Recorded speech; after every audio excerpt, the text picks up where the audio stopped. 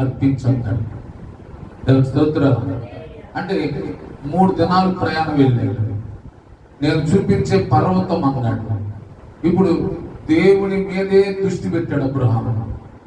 ఎక్కడో చోట ఇవ్వడం కాదు, బలి ఎక్కడో చోట బలి పెట్టడం అర్థం కాదు. నేను చూపించే పర్వతం దగ్గర రమ్మన్నాడు. ఎక్కడది? దేవుడి వైపు చూస్తున్నాడు. 3 రోజులు ప్రయాణం అయ్యింది. అతను వెళ్ళి 3 రోజులు ప్రయాణం అయిన తర్వాత అప్పుడు పనివారిని, ఇక్కడ ఉన్నది, నేను నా కుమారుడు యెహోవాకు బలి ఇచ్చి వస్తామన్నాడు. దేవుని స్తోత్రం. ఆ పర్వతం ఎక్కుతున్నాను. ఎక్కడ పర్వతం? అది ప్రభు చూపించిన పర్వతం. ఈ రోజు మన దృష్టి దేవుడి మీద ఉంచాలి. దేవుడి పట్ల ఏ ఉద్దేశం కలిగి ఉంటాడు, దేవుడి పట్ల ఏ ఆలోచన కలిగి, అది తెలుసుకోవాలి. ఏదో గుడ్డెత్తి చేలో పడ్డట్టుగా వెళ్ళాను వచ్చానో అది కాదు. దేవుడు నా పట్ల ఏ ఉద్దేశం కలిగి ఉన్నాడు. ఎక్కడ పర్వతాలు ఉన్నాయి, ఎరుసలేము చుట్టూ పర్వతాలే ఉన్నాయి.